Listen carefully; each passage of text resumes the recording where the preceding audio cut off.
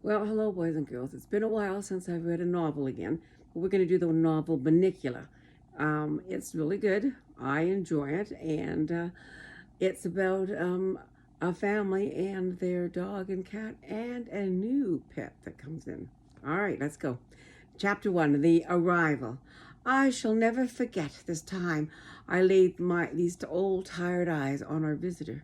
I had been left home by the family with their admonition to take care of the house until they returned, and that's something they always do when they go out. Take care of the house, Harold. You're the watchdog. I think it's the way of making up for not taking me with them. As if I wanted to go anyway. You can't lie down at the movies, and you can and still see the screen, and the people think you're being impolite if you fall asleep and start to snore or scratch yourself in public. So no thank you. I'd rather be stretched out on my favorite rug in front of the nice whistling radiator. But I digress.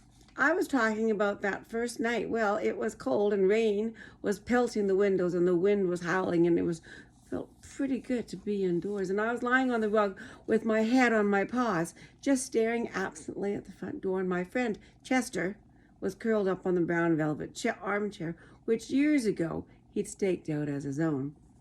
And I saw that once again he'd covered the whole seat with his cat hair. And I chuckled to myself, picturing the scene tomorrow. Next to grasshoppers, there's nothing that frightens Chester more than the vacuum cleaner. And in the midst of this reverie, I heard a car pull in the driveway. I didn't bother to get up and see who it was. I knew it had to be my family, the Monroes, since it was about time for the movie to be over. For a moment, a front door flew open. Then they stood in the doorway, Toby and Pete and Mum and Dad Monroe, and there was a flash of lightning. And in its glare, I noticed that Mr. Monroe was carrying a little bundle. A bundle with tiny, glistening eyes. Peter and Toby bounded in the room, both talking at the top of their lungs. Toby shouted, "Put him over here, Dad. No, take your boots off. You're soaking wet," replied his mother somewhat calmly, I thought, under the circumstances. "But, Mom, what about the first stop dripping on the carpet?"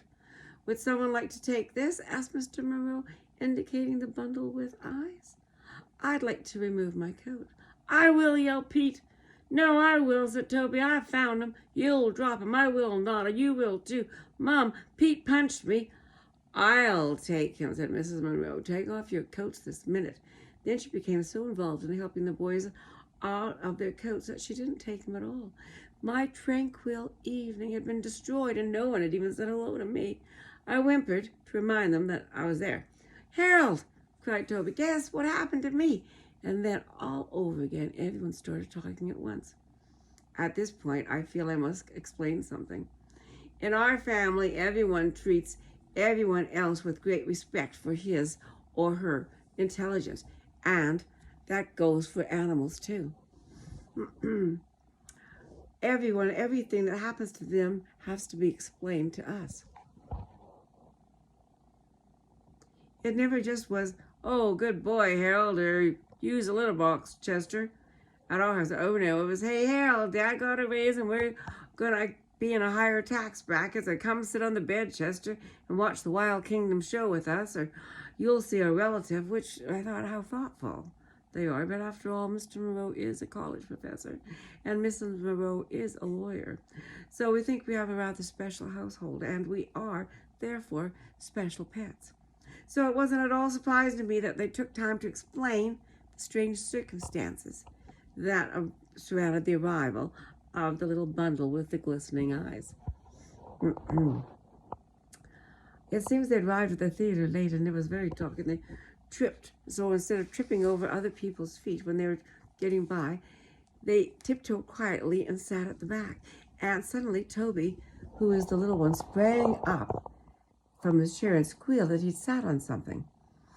Mr. Monroe told him to stop making a fuss, but there was no other move to another seat. But the unusual display of independence, Toby said he wanted to see just what he sat on. So the usher came over and shushed them, and Mr. Monroe borrowed the flashlight, and they found on the chair a little blanketed bundle that was now sitting on Mr. Monroe's lap. They unwrapped the blanket, and there in the center was a tiny black and white rabbit sitting in a shoebox filled with dirt, and a piece of paper tied around his neck with a ribbon.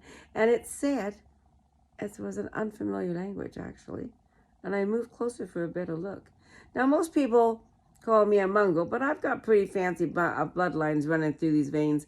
Russian wolfhound to be one, and because of my family got around, like, I recognized language from an obscure dialect in the Carpathian mountain region. Roughly translated, said, "Take good care of my baby."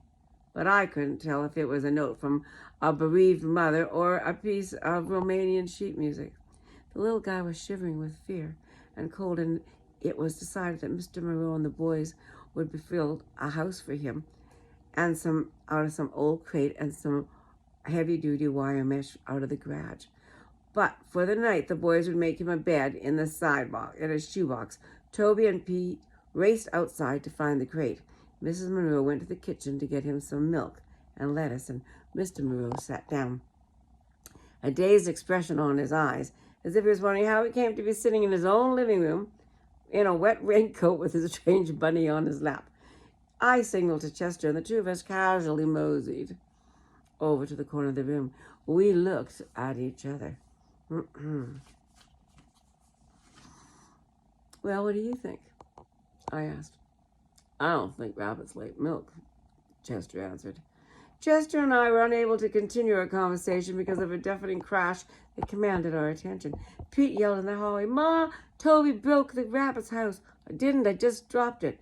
Pete won't let me carry it. It's too big. Toby's too little." "I am not. You are too." "Okay, fellas," Mom called out as she entered with milk and lettuce. "Let's try to get in here with as little hysterics as possible."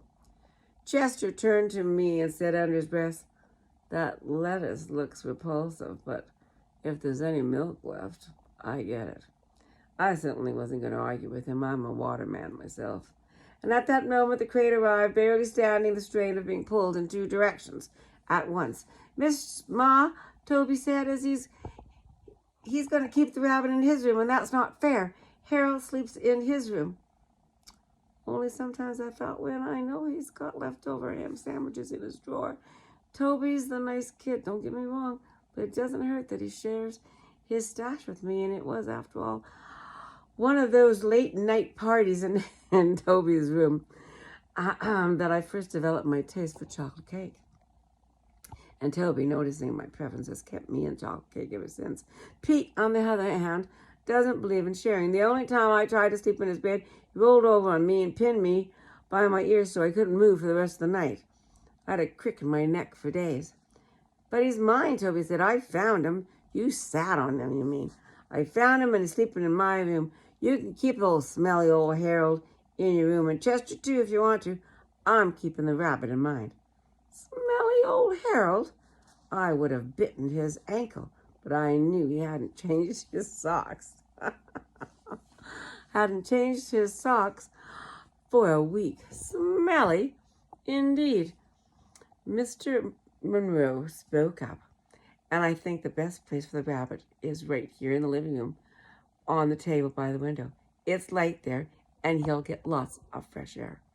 And we will resume this in a few minutes.